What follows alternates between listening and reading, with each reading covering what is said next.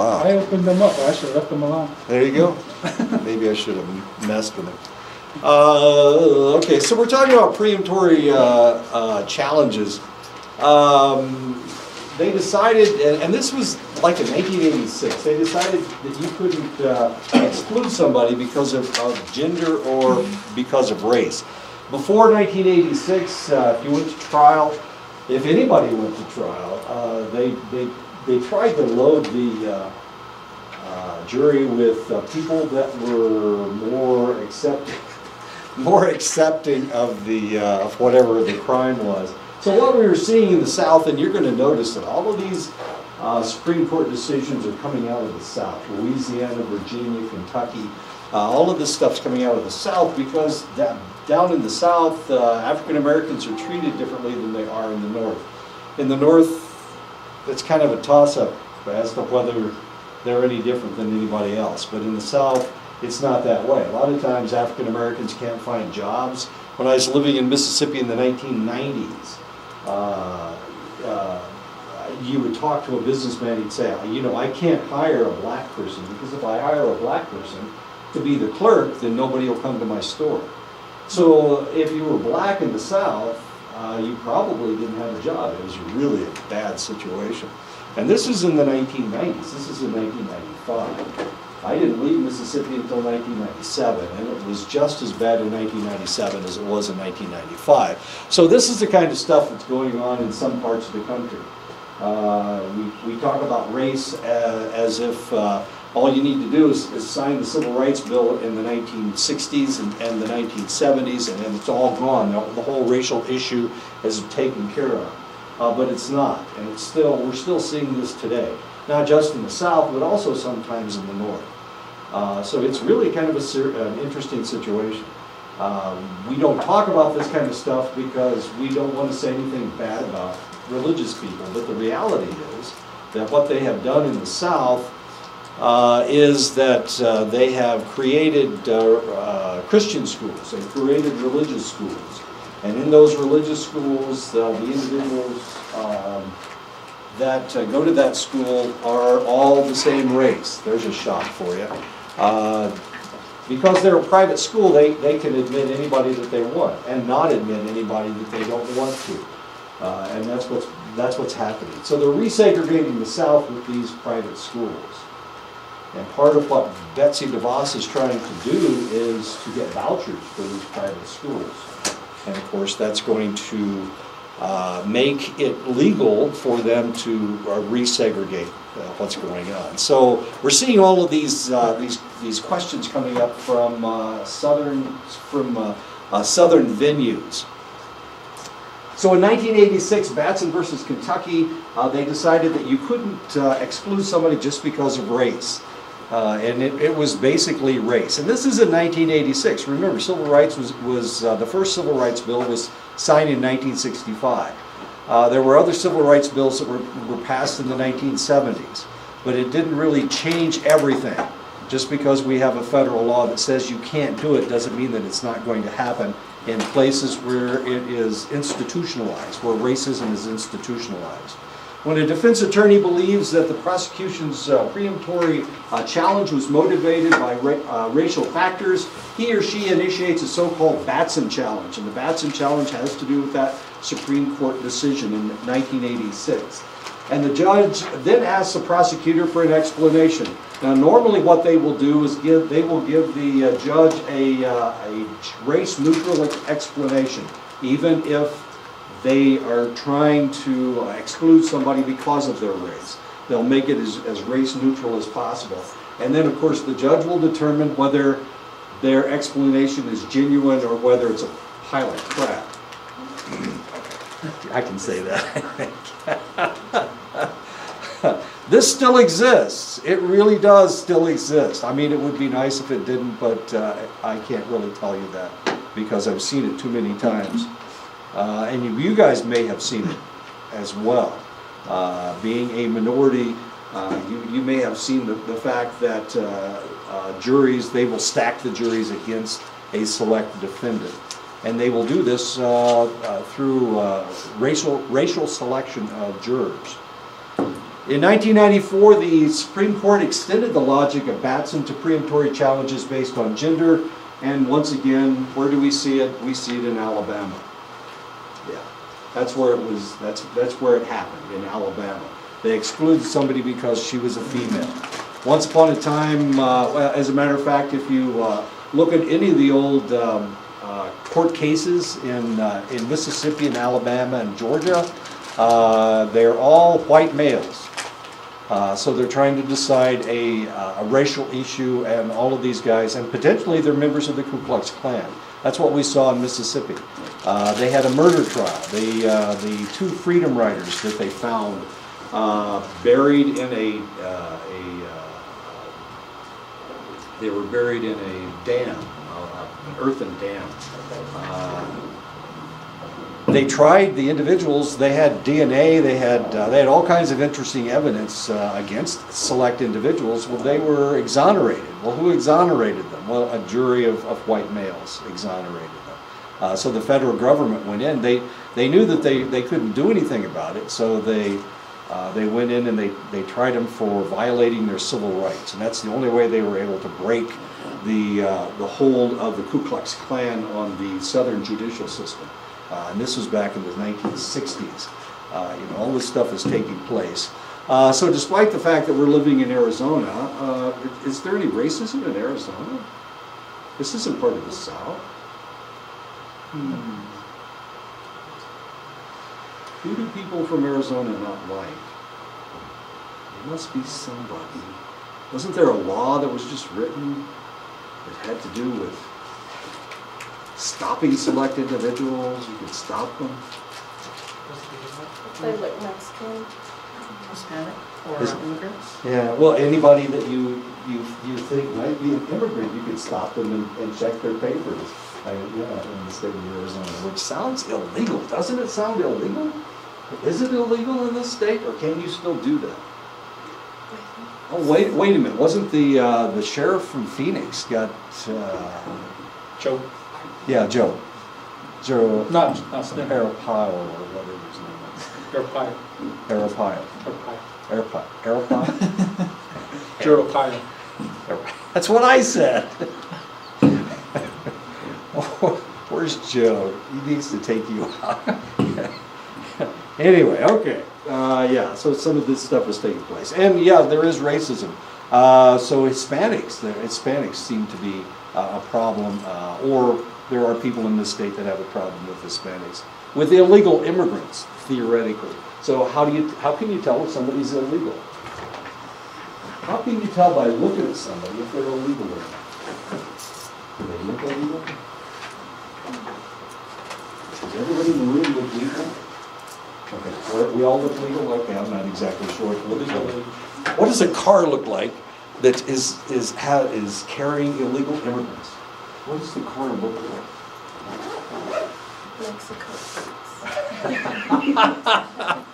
Mexico plates. So we stop all Mexico plates. That makes a lot of sense. I don't think that was it though. They were stopping anybody that looked Hispanic. I know, it's kind of a strange deal. Okay, my point is that racism still exists, and it still exists in this state, to whatever extent that is. And your Sheriff Joe was paroled, not paroled, what's the word I'm looking for? Pardon, thank you, that's the word I'm looking for. Pardoned by President Trump. And there were a lot of pissed off people, but most of them were liberals, so nobody cares. Lawyers' theories, stereotypes in search of success. Trial lawyers often apply their implicit personality theories to jury selection. And these are personality theories that they maintain themselves. When I was an undergraduate at Wabash College between 1967 and 1971, most of the people, there were a lot of people that went into law. Most of those individuals were not pre-law majors because there was no pre-law major at Wabash. Some of them were political science majors, but most of them were psychology majors. So this is a good way to drift into law. If you understand people and you can read people, that's what you learn in psychology. Well, that's what you should be learning in psychology anyway. then you can become a lawyer, and you will be a good one if you can read people, if you can figure out what's going on in their minds. So there are select personality theories that a lot of lawyers have. The best lawyers are the ones that studied psychology. Why? Because they're good at reading people. So, an implicit personality theory is a person's organized network of preconceptions about how certain attributes are related to one another and to behavior. Implicit personality theories may be mistaken, of course, just because you have an idea about select individuals that may be incorrect. Or maybe this person is an anomaly that doesn't fit into your personality theory. But the idea with the implicit personality theory is that you can stereotype people. So all African Americans act and look like this. All Hispanics act and look like this. All natives act and look like this. And of course, because of that, because of the stereotyping aspect of it, a lot of times there are certain aspects that are incorrect. Another common strategy is based on the assumption that jurors who are demographically or socially similar to a litigant will be predisposed to favor that litigant.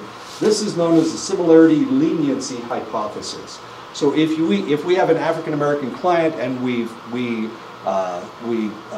charge the jury, we put all African Americans on the jury, the probability is that they will get off because of this hypothesis that they will be lenient toward people just like them. Same thing about white people, same thing about Hispanics. But the reality is, of course, this doesn't always work.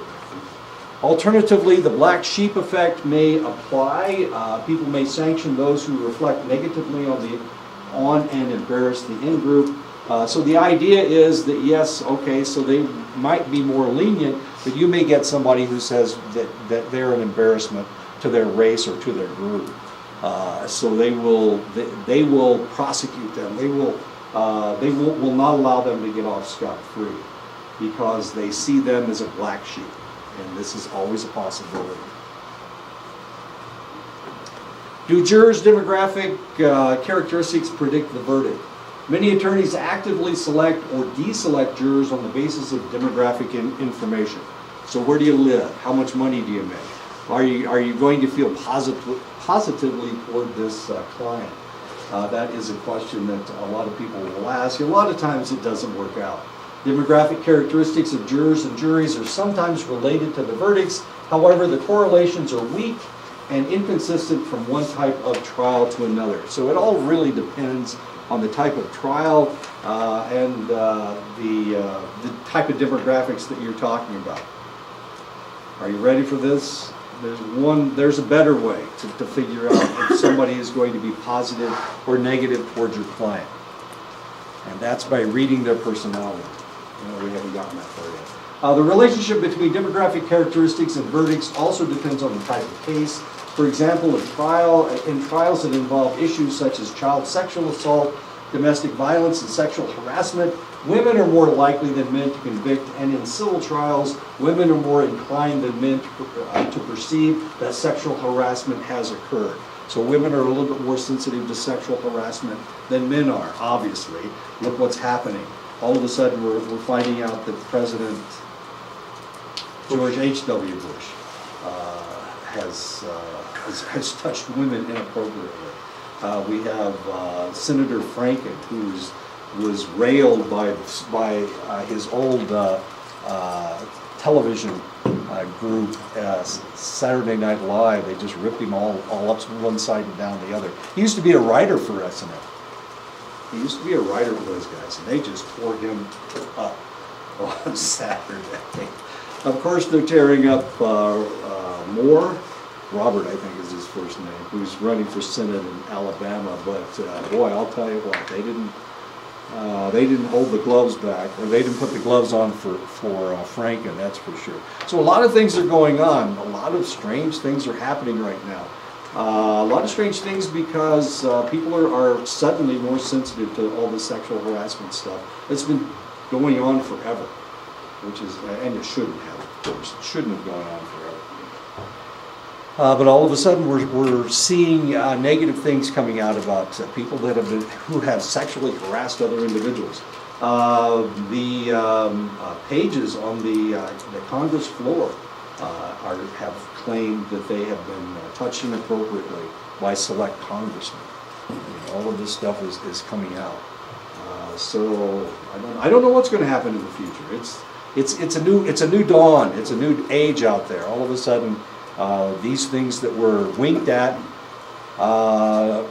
during the last election. In the last election, there was a tape where Donald Trump admitted that he had done these things, and people still elected him president of the United States. So this may be the backlash against Donald Trump becoming president of the United States. It's really kind of curious to see where socially this is where we're going to go from here. It's going to be fascinating to watch. You had something to say. I can see that you wanted to say something. Okay. All right. I know. Okay, so women are far more sensitive to this than men are, because men don't really understand the negativity of the situation, not nearly as well as women do. Jurors' personality and attitudinal characteristics as predictors of verdicts.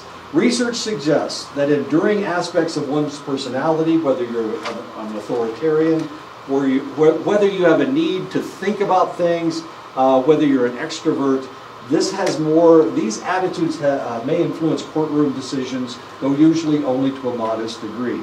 So we know demographics doesn't have anything to do with it, but personality does. And it has more to do with it than demographics do.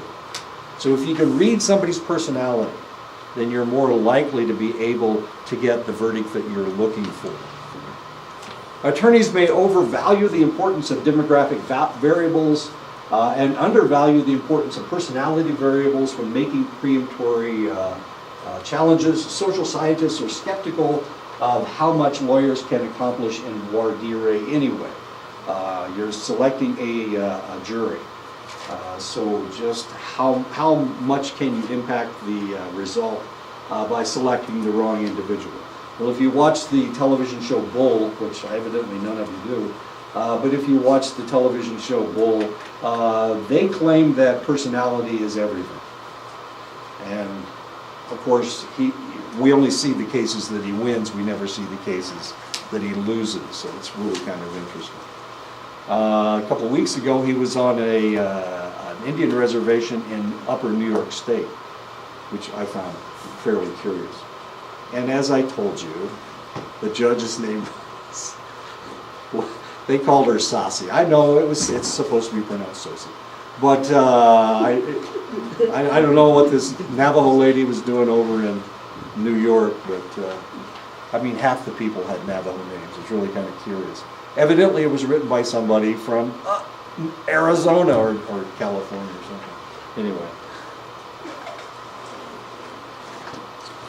If you ever get a chance, if this comes into rerun, you need to watch this thing so you can get a good laugh about how they portray American Indians. Really kind of curious. But at the same time, remember that this is a group of American Indians in Upper New York State, not in Arizona or Montana or Iowa or Pennsylvania or whatever. Scientific jury selection, does it work any better? Of course, this has to do with Bull and Dr. Phil. Dr. Phil, this is how he became a millionaire, was by being a scientific jury selector. He was a consultant, just like Bull is, and of course he's one of the producers of the television show. Consultants use empirically based procedures, including focus groups, shadow juries, and surveys of the community to identify desirable and undesirable jurors. This collection of techniques is known as a scientific jury selection. Does it work? Does it not work? Well, that's a good question. Scientific jury selection has generated a lot of controversy. Some claim that it favors the wealthy and creates a perception that the system is rigged. Others claim that it is ineffective. So the reality is it costs a lot of money. Dr. McGraw made tons and tons of money as a jury consultant. He made a lot of money. So who paid him? Well, one of his clients was Oprah, and that's how she met him. And he was so good at reading people that she invited him onto her television show. And every once in a while, Dr. Phil would show up on her, on Oprah, and of course now he's got his own television show. He has this other television show as well. His son is a jury consultant also, and he worked with his father. But Phil McGraw, that's how he made his millions and millions of dollars. Anyway, does it work? Well, yeah, I guess, but one of the problems is that it's expensive. So only select individuals can afford to hire Phil McGraw. Well, he doesn't do it anymore, or one of these jury consultants. Why was he so successful? Mainly because he was good at reading people's personalities. He could look at you, and just like Bull on television, he could give you a lot of information. And a lot of it was accurate, was very accurate.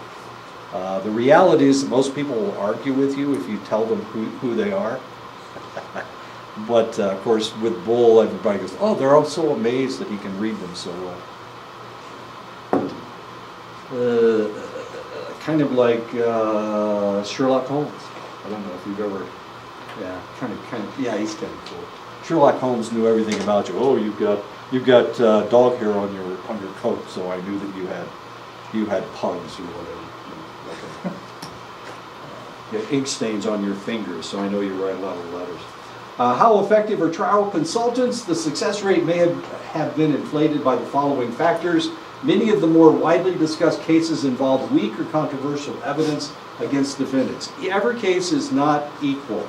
Just because it goes to court doesn't mean that it is a strong case or it's a weak case. A lot of times there's too much evidence to, like with OJ, it looked like OJ was dead in the water, but his lawyers were able to get him off. Why did that happen? It happened because some of the evidence was inconclusive. Some of the evidence against him was inconclusive. The gloves, for example, which didn't fit him. If they don't fit, then you can't convict or something like that. Attorneys who made the extra effort to enlist jury consultation resources may also have been more diligent and thorough in other areas of their case preparation. This is not the only variable in the case, of course. So if they have hired a jury consultant, potentially they put a lot more time into the case as well, because it's costing them that much money. If they lose the case, it's going to look really bad as far as they are concerned, since they have hired this guy. They've spent millions of dollars hiring this guy to be the jury consultant, and then they lose the case. Yes, ma'am. What would be the case for an individual that's already, or that is being ready to be sentenced or tried? What would be the case for them to lose all their civil rights? If it's a felony, they'll lose their civil rights because of the felony. All their rights. Yeah, most of them. They can't carry a gun. They won't be able to Well, I vote. mean, okay, so I was watching this movie. It's called Law Abiding Citizen. Okay. And the individual on there, his wife was raped and his child was raped and they were both killed. So the guy that actually did all the penetration and killing, he only got 3rd-degree murder.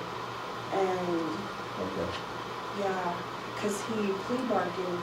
But the Oh. guy that was with him ended up getting the electric chair. Sure. But the guy that was with him didn't do any of it. Just Okay. watched. Okay, so this guy gets upset and he takes the people, or he takes everybody that was involved in that case and he starts sniping them out, picking them out and everything. Now, who's sniping them out? It's the husband? Yeah, yeah. Okay. So it takes like 10 years for him to create this plan and everything, and then, so they said, well, we're gonna take away all his rights. And they told the judge, you need to sign this paper so we can just take away everything. He's in solitary confinement right now, and, and they were trying to figure out how he was doing this. But anyway, they took away all his rights. Can you do that? Yeah. Everything, like Yeah. strictly criminal. Sure. Up to the judge. Like even eating and stuff like that. I mean, Like if they refuse to feed him, would that be something? No, they couldn't do that. Well, okay. I was They just stopped thinking- feeding him? Yeah, it looked like they stopped feeding him. Couldn't do that. You can take, there are select civil rights you lose just because you've been convicted. He'll never be able to own a gun, he'll never be able to vote, if he's ever released from prison. So, there are a lot of civil rights you can take away from him. So what state was this? Third-degree murder doesn't exist in California. It kind of looked like New York. Okay, It was that's possible. like New Jersey or New York. Okay. They all have that accent. New York. Horowitz in 1980 determined that traditional methods were superior in cases in which there were weak links between demographic, personality, and attitudinal factors. For example, in a murder case, whereas scientific methods were superior when those associations were strong in a case like a drug sale case. So it would be easier for a jury consultant in a drug case than it would be in a murder case. Murder cases are tough. Nobody believes in killing somebody. But there are people out there that are soft on drug crimes. There's a lot of people out there soft on drug crimes, actually.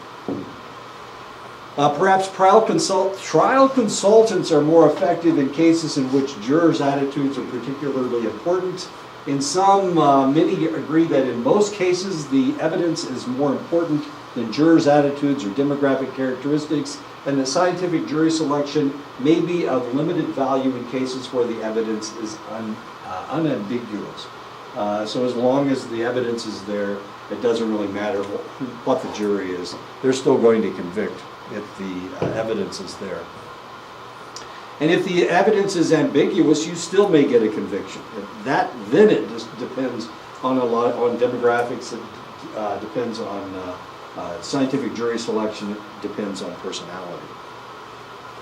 So as long as the prosecution has a slam dunk, they've got DNA evidence, they've got an eyewitness. As long as they have the evidence, it doesn't really matter what you do. The individual is probably still going to be convicted.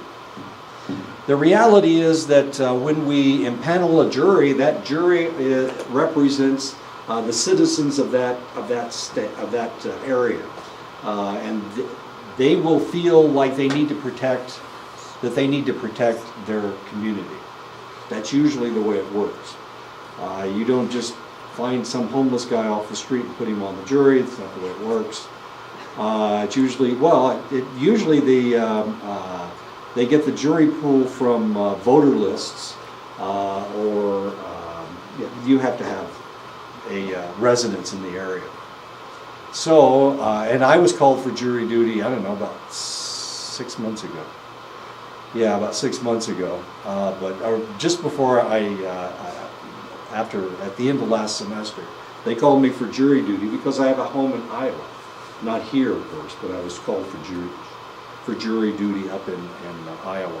And of course I couldn't go because I was down here working. So I missed jury duty, sorry.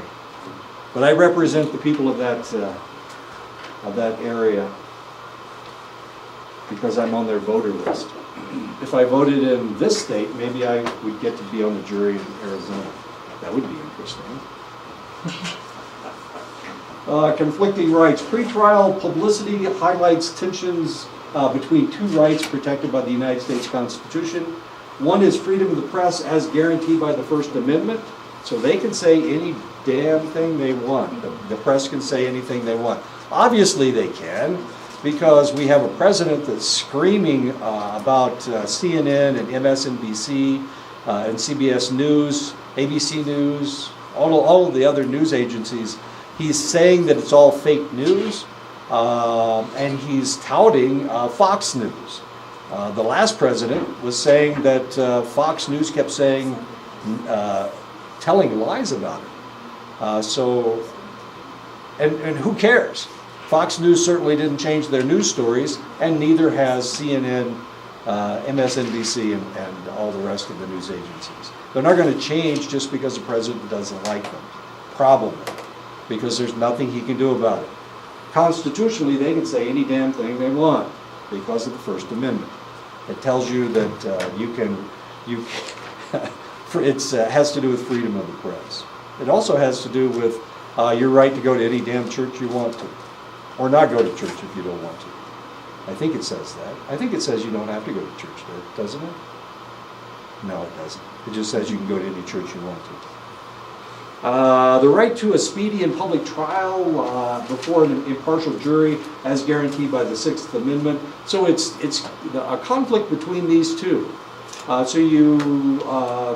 The press can say anything they want, but at the same time, you need an impartial jury. How in the world are you going to get an impartial jury if everybody's been reading the newspaper and the newspaper says that you're guilty? So how in the world are you going to find an impartial jury? That's the question. And the reality is that judges are dealing with this all the time. You can imagine how difficult it is going to be to impanel an impartial jury in Albuquerque dealing with the murder of the 10-year-old girl. The rape, murder, dismemberment, and the attempt to burn her body of the little 10-year-old girl. You can imagine how difficult it's going to be to find a jury for that, to impanel a jury for any of those defendants. It clashes all the time. The more outlandish the crime, the more heinous the crime, the more press it's going to get. So the reality is that if you read Fox News, if you adhere to Fox News, it looks like President Trump is doing very, very well. If you read CNN, then he's not doing well at all. So which do you, okay, so the question is, which news agency do you listen to? So it's going to be difficult to be able to impanel juries in a popular case. Legal ruling on pretrial publicity. Rideau versus Louisiana in 1963, the court decided that exposure to news with information strongly pointing to the defendant's guilt was a violation of due process. So because of this, now remember, I was telling you that we have a problem with law in the South. And here we see it again. Louisiana. They were trying to railroad a guy into prison. And because of all the publicity of the case, they decided that if there was too much exposure, then it was a violation of his Sixth Amendment rights. And this happened in Louisiana.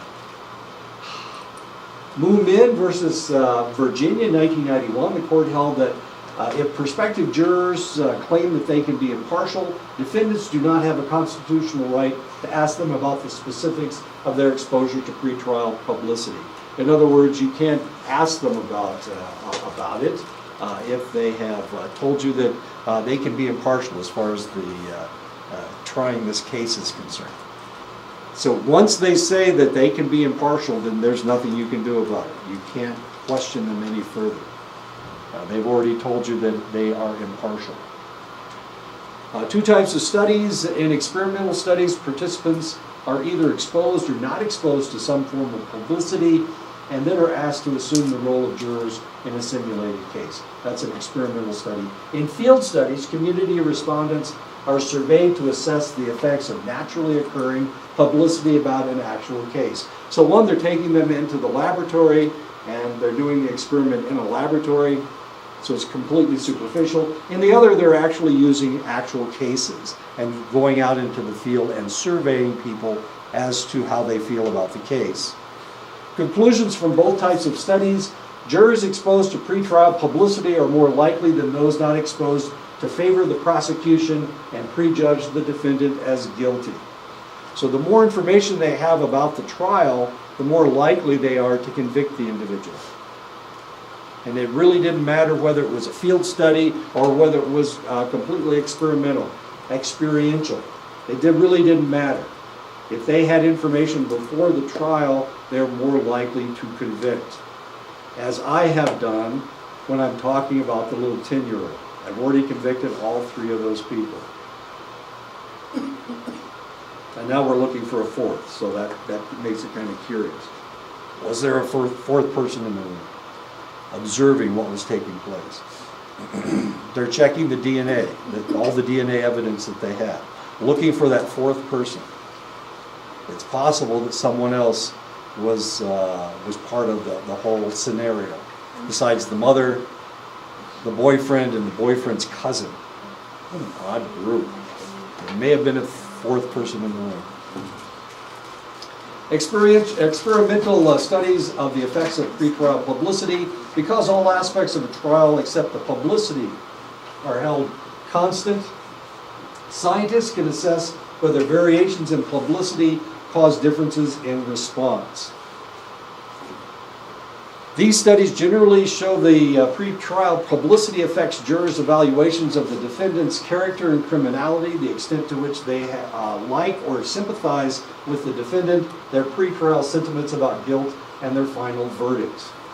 A lot of variables. One of the variables has to do with how attractive is the defendant. Richard Ramirez, he murdered and raped women in California.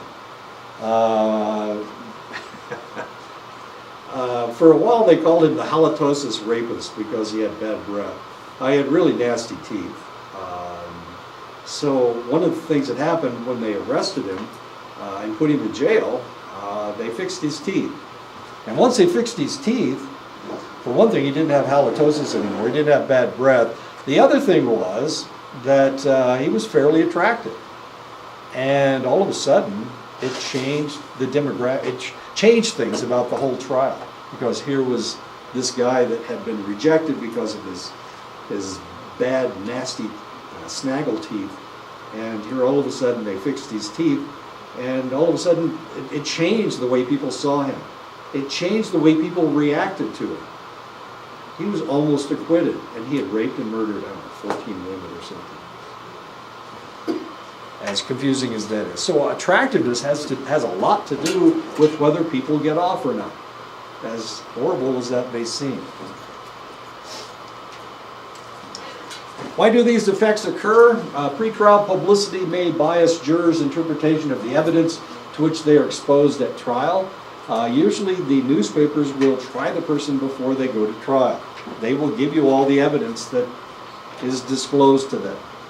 Jurors exposed to publicity come to believe wrongly that the pretrial information was presented as part of the trial evidence.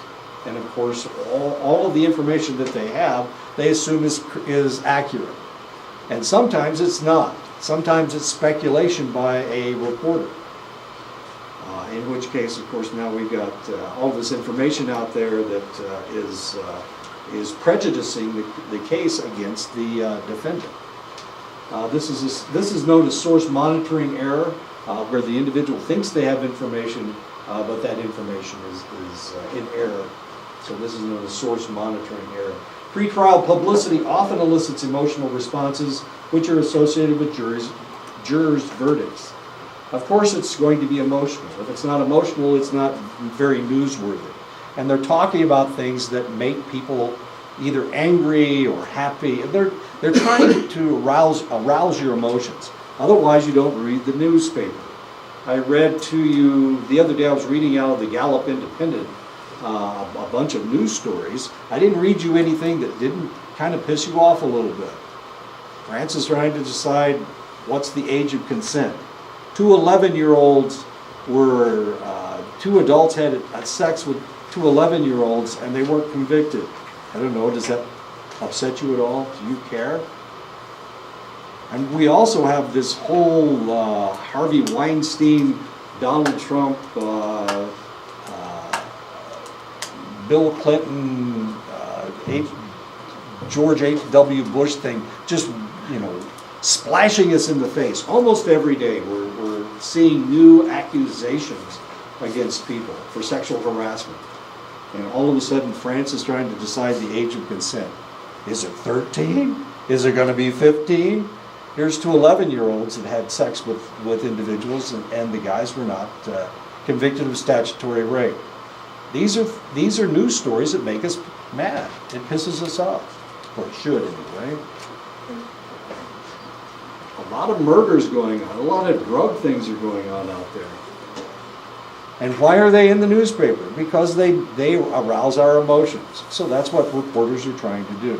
So they'll try to secure more information. And of course, that's what CNN is trying to do with this whole Russian collusion thing. Is it true? Is it not true? Does anybody care? Well, Republicans don't care, but the Democrats really do. I don't know if they think it's going to reverse the election. I don't think that's going to happen. But so they're trying to arouse our emotions every day. Guess who died yesterday? Somebody died yesterday. Somebody really not important, but somebody that. Charles Manson. I'm sorry? Charles Manson. Charles Manson died last night. Yeah, yesterday. 83 years old, Charles Manson. I know, does that piss you off? I don't know. Did he have a swastika tattooed on right between his eyes? Yes, he did. No. Sometimes when they show pictures of Charles Manson, I mean, he had that tattoo like for 30 years, but they'll show a picture of him and they will block that out. You can't see his swastika tattoo on his forehead. I know. It seems kind of odd, doesn't it? Because swastikas piss people off. Anyway, interesting. Okay, so a lot of pretrial stuff. Newspapers, and they can print any damn thing they want. They can print all the lies that they want. Tabloids, that's what a tabloid is all about. I don't know if you've ever been checking out at the grocery store and here's, I don't know, all these tabloids are up there and Ben Affleck is actually an alien from Mars. Princess Di's really alive and she's making babies or something, I don't know. Jessica Simpson got impregnated by God knows who, I don't know. I know, it's kind of exciting though. These two people that everybody thought were happy are getting a divorce. Oh, it breaks your heart to read all this stuff. Can you sue them? Well, no, because they're public figures, probably. They're public figures. So they can't sue anybody, probably. Tabloids, they can print anything they want. Presentation of publicity via television has been found to have a greater biasing impact than information presented in print, but the combined effects of TV and newspaper publicity had the greatest impact. Of course, there are hardly any print newspapers out there anymore. How many people get a print newspaper? I got one. 1, 2, 3. There's 3 of us. You get a newspaper? Sometimes. You don't get it delivered like every day to see what's going on? I go to gas stations.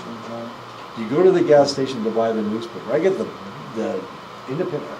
You get the Do the crossword little package. No. You get it for no, you don't. Okay. Is it the Gallup Independent that you get? Some days it's just scary as hell to read the newspaper. Oh my God. Somebody was raped. 5-year-old was molested. Oh my God, it's just horrible. Murders in Albuquerque. Oh, New Mexico. It's got to be the most violent place I've ever been around. Did you hear about that one girl who, she was a foreign exchange student from Russia. She was going to the University of New Mexico in Albuquerque, and this guy attacked her in broad daylight. And he sexually assaulted her and everything and brought her to this hotel.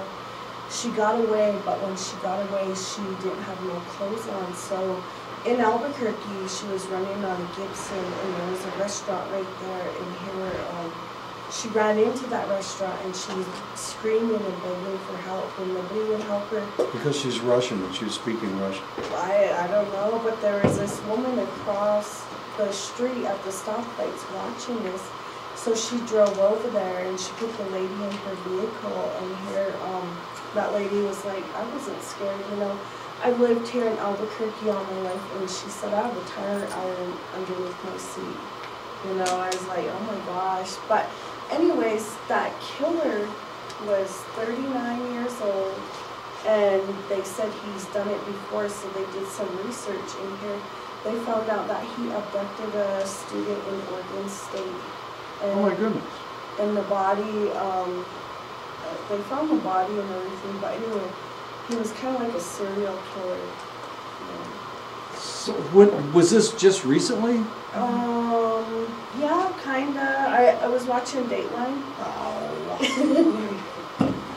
But I mean, it was really interesting because they were saying he'd done it before. Because nobody really goes up to a person and assaults them in broad daylight. Right. But he did, so they knew he was kind of a Goofball. Go get him. Change the demographics. Okay, this is great. Oh, and he was married and he had 3 kids and he was from Rio Rancho. Rio Rancho. California? Is that a nice place? That's in Albuquerque. Is it a nice place? No. No, it's a bad place? Sounds nice. It's. I know, it sounds great. It sounds nice. Is it like a poor side of town or No. the rich side of town? No, it's average. Average side of town? Road trip. It's all good Field at Rio trip. Rancho. Field trip. Bruce, we need a field trip. We got a week to go. And then I'm going home. I think I'm going home. Oh, no class on Wednesday. I sent you guys all an email. No class on Wednesday. I'm driving to Iowa, so. And it's a 1,400-mile trip. I don't know how fast you think you can drive. But even if I'm going 80, it's only 80 in New Mexico, Arizona, New Mexico, and Texas. And then it changes to 70. I know the speed limit's 75, I go 5 miles faster. Okay, so I can drive 80 in Arizona, New Mexico, and Texas. But then once I get to Oklahoma, and I have to go all the way to Oklahoma City and then cut north. It's 26 70. hours. 26 hours? Yeah, it's about 26 hours, but I can't go straight through. When I was a pup, I'd just drive straight from Lubbock, Texas to Muncie, Indiana, straight through, 24 hours. I know, all interstate, speed limit is 55 right now. Oh my God, it was horrible. 55, I can run faster than 50. It felt like I could run that fast. Anyway, okay, so there's no class on Wednesday, so don't show up. I know you're going to all miss hearing me talk about this kind of stuff, but tough. I'll be on the road with 2 damn dogs. Oh my God. In your small car? No, I'm going to take them. I've got a big car too. I've got a big car and small. I'll take the big car for the dogs. Participants are generally unaware of their opinions, have been biased by this material, and that's part of the problem. You're listening to all this information. Are we biased against the 3 people that murdered the little 10-year-old girl? Probably, but it pissed us off to begin with, and now the more information we're getting, the fact that the mother was trolling around for somebody to rape her daughter, we're probably thinking, well, she's probably not the best mother in the whole world.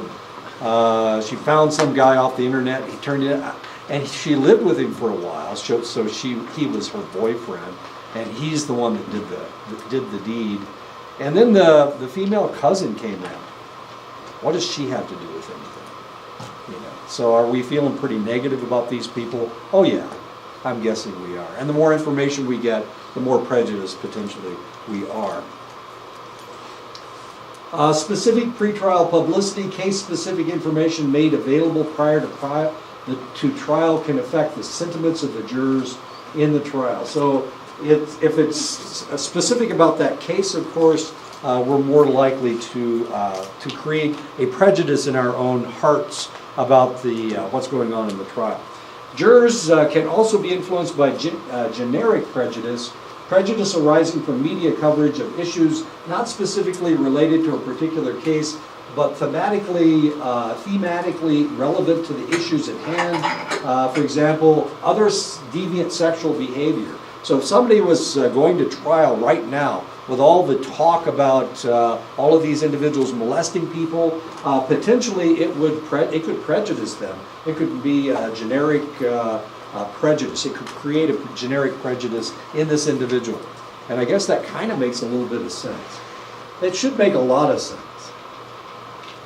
So if anybody goes to court right now, and of course, what did we see over the weekend? We saw Senator Franken molesting a young lady, squeezing her breasts, or did we? We saw him putting his hands close to her breasts, but was he actually touching her breasts? I guess that's a question. We could ask that question. But we have a picture of him with his hands very close to her breasts. We also have her statement that during a rehearsal for their USO show, he stuck his tongue down her throat. And he was the one that wrote the script. And it didn't say stick my tongue down her throat. It said kiss her. And when he kissed her in rehearsal, he stuck his tongue down her throat. Which, as I guess that's what we refer to as French kissing. I guess. I don't know. Or just tongue kissing. I don't know. Anyway.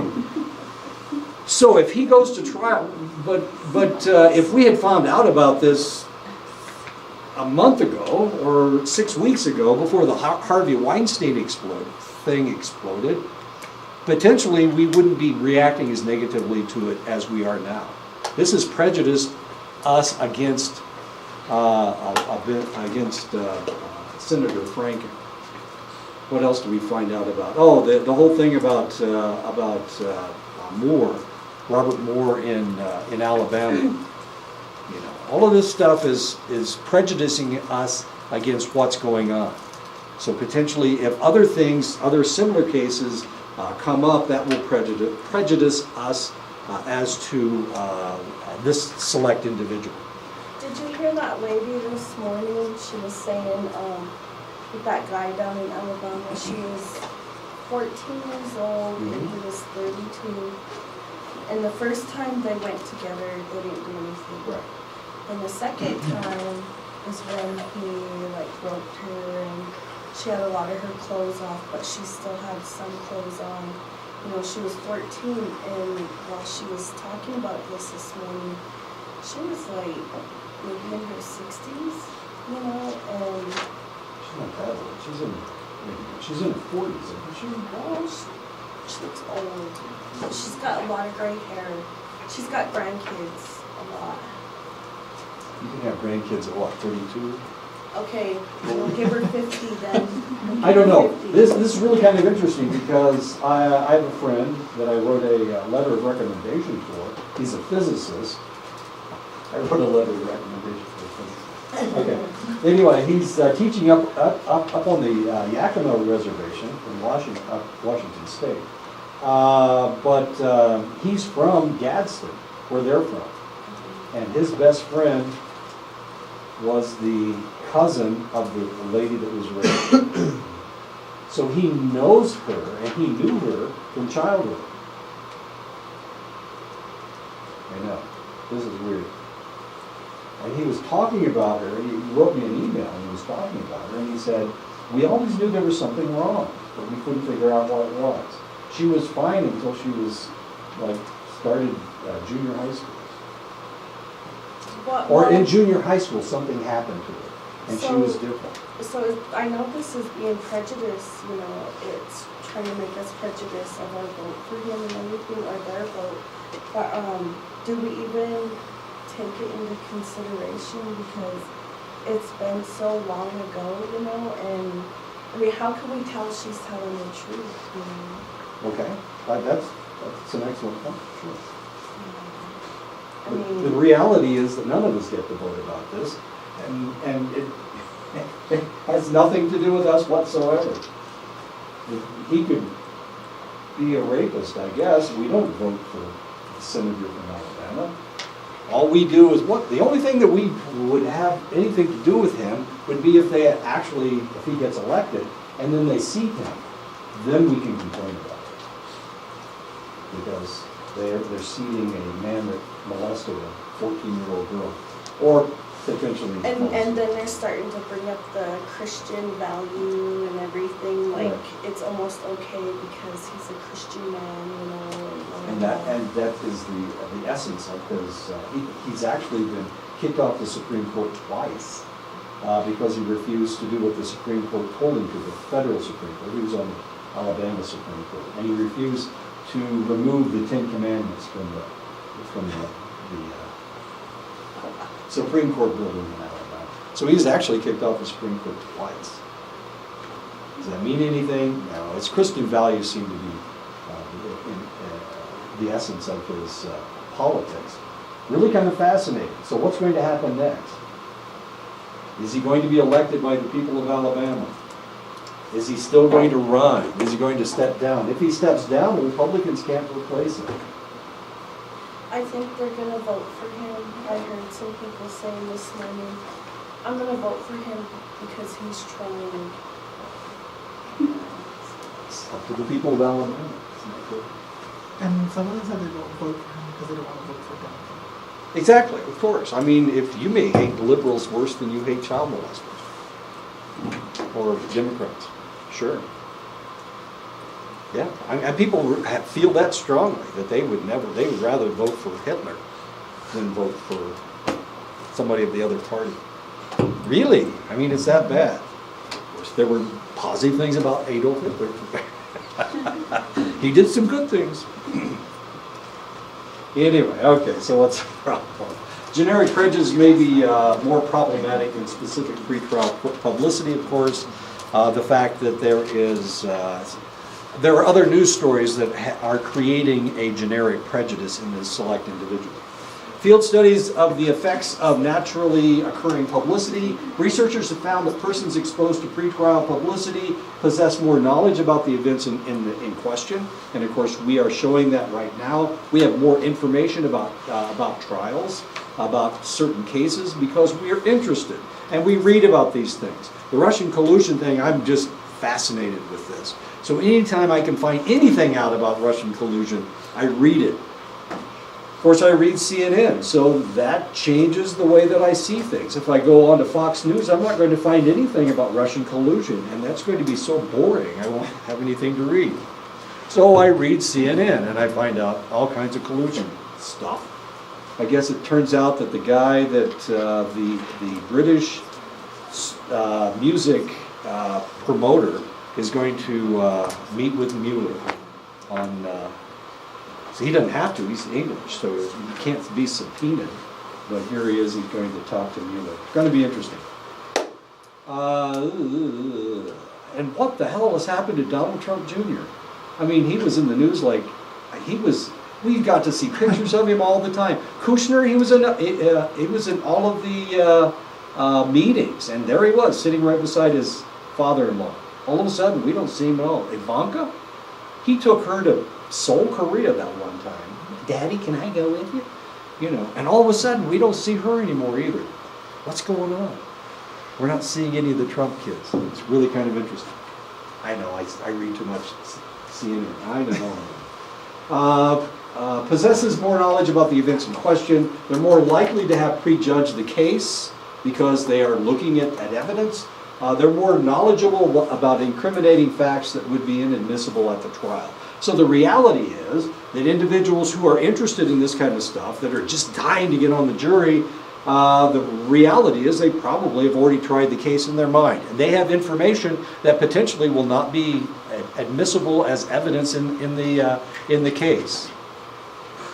Okay, so the more interested you are, the less likely you should be on the jury. Strengths, they use large and representative samples of prospective jurors, and they rely on naturally occurring publicity about actual cases. This is the strength of the field trial. Weakness, the data are correlational in nature. We're talking about research here, psychological research. So one type of research looks at, just brings people in and creates a scenario for people to talk about, for them to judge, and the other one uses actual cases, which is just fascinating as far as I'm concerned. So you guys, of course, you're all in Sarah's class, right? You're all in her research methods class. Is everybody in research methods? No? Okay. Okay. So this is one way to look at this kind of stuff. If you want to be a jury consultant, a trial consultant, then these are two ways of looking at things. Two types of experiments that you could do. Of course, you've already selected all your stuff and you're already collecting data and you're almost done with your research. Because you got like 2 weeks to go. Okay, 3 weeks. Using multiple methods to assess effects of pretrial publicity, Daftry Kapoor in 2009 found that regardless of whether exposure was experimentally manipulated or naturally occurring, those who had read pro-prosecution versus pro-defense articles were more familiar with the case and more likely to judge the defendants guilty prior to trial. So the more information you have prior to the trial, the more likely you are to convict. Okay, so it's the people that don't read the newspaper, that don't watch the news. And I don't watch the news, but I read the newspaper, and I read CNN. So that's where I get my information. If I have time, I read Time magazine, but then that's all national news. So if I want to find out something about a trial in Gallup, I read the Gallup Independent, and it usually has stuff about Albuquerque. My wife likes to watch Albuquerque news, but I don't watch Albuquerque news. I don't like Albuquerque. There's something wrong with Albuquerque. Exposure occurred 8 weeks before rendered verdicts, suggesting that the effects of pretrial publicity may be long-lived. In other words, this stuff lasts for a long time. You're going to remember this stuff as far as the trial is concerned. We can ask Tiffany about who's your favorite serial killer? Ted Bundy. About Ted Bundy. You know about Ted Bundy, don't you? A little bit. A little bit. You know everything about Ted Bundy. You make it sound like I married the guy. The guy's been dead for 15 years. And you're interested. You're interested in this stuff, and you remember this stuff. So how long does this stuff stay in your brain? Well, even 8 weeks prior, this stuff will stay in your brain. We remember this kind of stuff. It's exciting to think about. So we do. I mean, Sarah told you about what she's reading now. She keeps reading about these murder trials. I don't understand. Why are you doing this? She's interested. This stuff really fascinates her. So forensic psychology is becoming a fascination for her. Continuance. Remedies for effects of pretrial publicity. They can postpone the trial. They can get a continuance. Trying to allow this stuff to bleed off. Eventually, maybe it will. Possibly it will. If there isn't any publicity about it, wait for 6 months and see if the information, if we can find a jury that isn't tainted. Expanded voir dire, most popular method is to go outside of the area. Normally what you're trying to do is go outside of, if you're in New Mexico, you have to go outside of Albuquerque to find a non-tainted jury. Anybody that reads the Albuquerque newspaper, of course, this would have to be somebody who gets a newspaper from someplace else. So potentially what you would have to do, you'd have to go to Santa Fe as a newspaper, don't they? Maybe go up to Santa Fe, maybe go all the way over to Gallup, maybe over to Tucumcari to find people that haven't been tainted, that don't know about this trial. But the reality is, if they get television from Albuquerque, they're tainted. They will potentially be tainted. You can't go outside the state.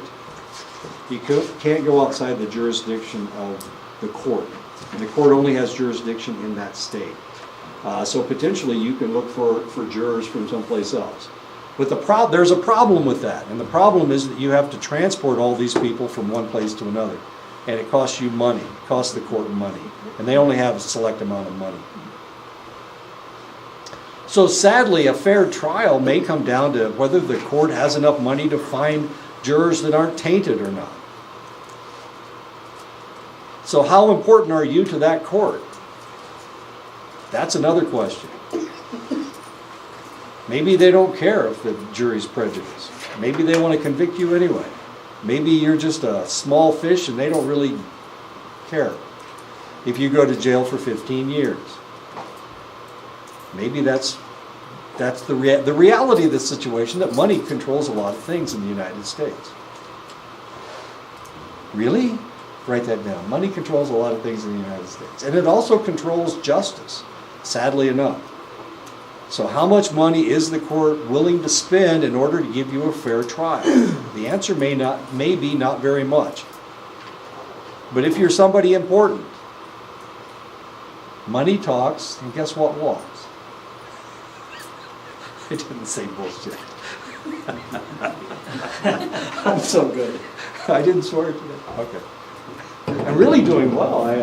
That's the first time I said it. Okay.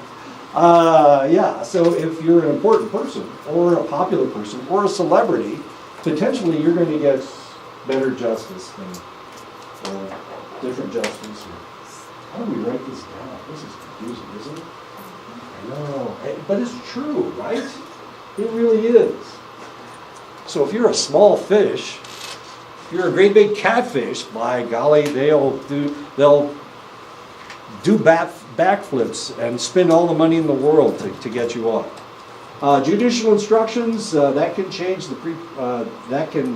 change this whole concept. Unfortunately, research suggests that the three above techniques are largely ineffective. So, unfortunately, these three don't work. You can change the venue. That works. So instead of trying the case of the mother and the boyfriend raping and murdering the 10-year-old, they move it to Tucumcari. Maybe that would work. Change of venue. Maybe they can send it someplace, not Gallup. Silver City. I'm sorry? Isn't Silver City in New Mexico? Silver City, where is that? Down on the border? Yeah, towards Alamogordo. Let's send it to Alamogordo. Okay. I don't know. Holbrook. Hobo? Holbrook. Holbrook. By Winslow. That's in Arizona. You're in Arizona now. Are we talking about New Mexico? We're talking about New Mexico. Oh. Of course we're talking about New Mexico. Yeah, this is the case in Albuquerque. That's where the murder took place. Yeah, maybe we can move it someplace, but we're going to have to move it far enough away. Right? Let's go to Alamogordo. With social media though, and everybody with social media, you know. And then, like with Facebook is more of a older people's kind of tool. It is? Oh my God, I'm old. Like we went to a conference, they said that Facebook was for the older people, and Instagram and Snapchat and all What's that she stuff. telling you? Is she telling you you're old? Oh my God, she's so mean. But it's true, if you look at it, Facebook, there's hardly any of the young kids post like their status, but you have us older people who are like using it as a journal. So what do the young kids do? I mean, if you don't Facebook, what do? Snapchat? And Instagram. But and that stuff disappears, like doesn't it? No, there's one thing. Oh, okay. I don't understand these things. I'm so confused. I haven't been on Facebook in ever since the semester started. People are probably saying really horrible things about me, and I'm not responding to them. So they're assuming that they're true since I'm not responding. Okay. So we can change venue, and that sometimes works. Sometimes it works, and sometimes it doesn't. Okay, that's the end of Mr. Chapter 12. Let's see what Chapter 13 is about. Chapter 13 is about juries and jurors as well, as fascinating as that is. 2 more classes. I don't know how much farther I will get. The final will be over however many chapters I cover. What I've been doing, I've been getting 15 questions out of every chapter. So if we just get through Chapter 13, then what will happen is the final will be 45 questions. How's that? 11, 12, and 13. Okay? That's not so bad. That means that no chapter is more important than the other, since I get 15 questions out of every chapter. Okay? So the final will be 45 questions. Does that make everybody happy? Or not? Okay. Eventually I'll write the test. But it's only 45 questions. I can do that in 3 days. I'm so damn slow. You're right, I am slow. Anything else? Anybody have any questions about anything? Don't show up on Wednesday. There is no class on Wednesday. Due on the first, right? I'm sorry? By the first, everything's due by the first. What's due by the first? You break them? Everything. Everything's due by the first, yeah. What does that mean? That means if you don't turn it in by the first, by golly, then you can ask me for an extension. I'll probably give it to you. What I'm trying to tell you is try to get everything in by the first. If you can't do it, yes, I'll grade your stuff up at the last second. Painfully, and I'll be pissed. What difference does it make? I'll forget it by the time you guys start classes. Yeah, I know, okay. Yes, I'll grade your stuff no matter when you turn it in. I just want you to do well. And my whole point is, and I know if you're an obsessive compulsive that this probably really irritates you, but the reality is I just want you to accumulate this material. That's all I want. That's all I care about. Whether you do it fast or whether you do it slow or whether you do it at the end of the semester, as long as you get it, I don't care. So you can write the paper whenever the hell you can get your paper in, that's fine. Yeah, I said hell. Oh, I better turn that off.